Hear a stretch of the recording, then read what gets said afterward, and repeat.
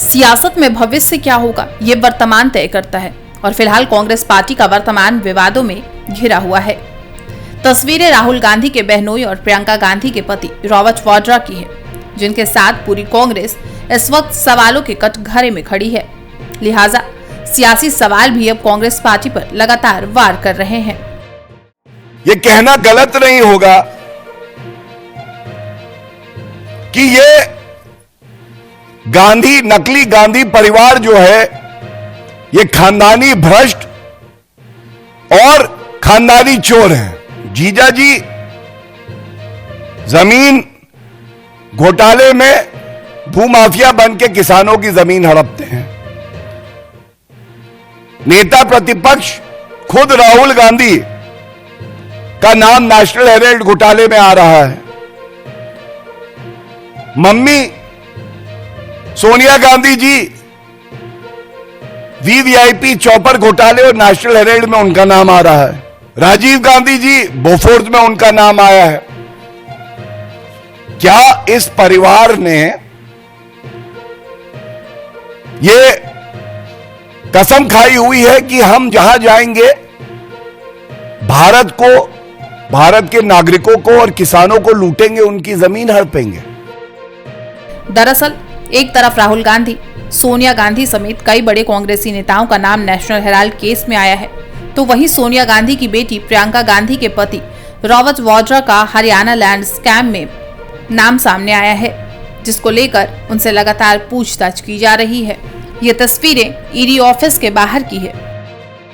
जब रॉबर्ट वाड्रा को ED office खुद प्रियंका गांधी छोड़ने पहुंची थी, जिस स्कैम के मामले में वाड्रा से पूछताछ हो रही है वो भी नेशनल हेराल्ड केस की तरह है, जिसमें हरियाणा के पूर्व मुख्यमंत्री भूपेंद्र सिंह हुड्डा का नाम भी जुड़ा है। उन पर आरोप है कि मुख्यमंत्री रहते हुए उन्होंने वाड्रा की कंपनी को मुनाफा पहुंचाया था। अब पहले आप पूरा मामला समझ लीजिए। 2008 में गुरुग्राम के शिकोहपुर गांव में वाड्रा की कंपनी स्काईलाइट हॉस्पिटैलिटी ने जमीन खरीदी थी। करीब 3 एकड़ जमीन की कीमत 7.5 करोड़ रुपए बताई गई थी, जिसमें हरियाणा सरकार ने कॉलोनी को मंजूरी दी। कॉलोनी बनाने की जगह रॉबर्ट वाड्रा की स्काईलाइट कंपनी ने डीएलएफ के साथ समझौता कर लिया और 3 एकड़ जमीन करीब 50 करोड़ से ज्यादा रेट यानी 58 करोड़ रुपए में डीएलएफ को बेच दी गई। दावा है कि इस सौदे में करीब 50 करोड़ रुपए का फायदा हुआ। जमीन की सेल डीएलएफ के नाम पर रजिस्टर की गई। जमीन सौदे में वाड्रा पर मनी लॉन्ड्रिंग का आरोप लगा। मामला धोखाधड़ी, आपराधिक साजिश और भ्रष्टाचार से जुड़ा था। हरियाणा पुलिस ने आईपीसी की धारा 420, 120, 467, 468 और 471 के तहत मामला दर्ज किया। इनमें बदलाव करते हुए बाद में आईपीसी की धारा 423 के तहत नए आरोप जोड़े गए। अब इसी पूरे मामले को लेकर ईडी लगातार 3 दिनों से रॉबर्ट वाड्रा से पूछताछ कर रही है, जिसको लेकर बीजेपी पूरे कांग्रेस को कटघरे में खड़ा कर रही है। जबकि इस पूरे मामले को लेकर रॉबर्ट वाड्रा का कहना है कि उनसे कई घंटों तक पहले भी पूछताछ हो चुकी है, अब ये सिर्फ राजनीतिकरण हो रहा है। वही सवाल दोहरा रहे हैं और मुझे समझ नहीं है कि 2019 में हम भैया क्या कर रहे हैं आप?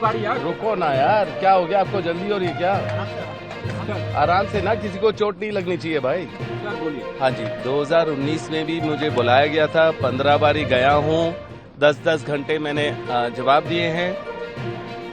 अभी भी जो बुलाया गया है उसी सब्जेक्ट पे मैं वही दोहरा रहा हूँ जवाब, तो कोई नई बात है नहीं और हर चीज़ क्लियर है, स्पष्ट है, सारे जवाब दिए जा रहे हैं, बिल्कुल साफ है।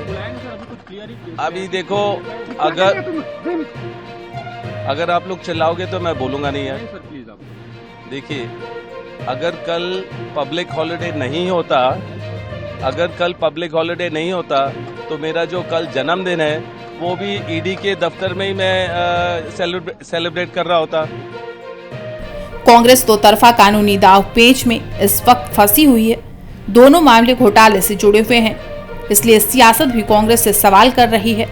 अपने बेबाक अंदाज के लिए मशहूर बीजेपी सांसद अनुराग ठाकुर ने कांग्रेस से दो टूक सवाल किया है। और ईडी की चार्जशीट के बाद ऐसा लगता है कांग्रेस को सांप सूंघ गया है।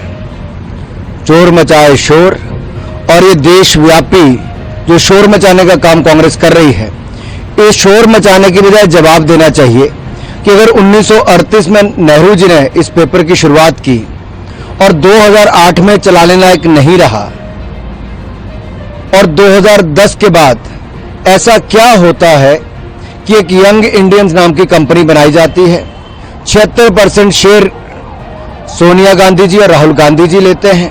ये एक लूट की खुली छूट नहीं थी। 2000 करोड़ रुपए की संपत्ति उसको ट्रांसफर कर दिया जाता है एजेएल से यंग इंडियंस के नाम पे, जो सोनिया गांधी जी और राहुल गांधी जी ने ली। दूसरा, ऐसी कौन सी मजबूरी थी कि कांग्रेस पार्टी को 90 करोड़ रुपया कर्ज के रूप में एजीएल को देना पड़ता है। वहीं ईडी ने लखनऊ में भी बड़ा एक्शन लिया है।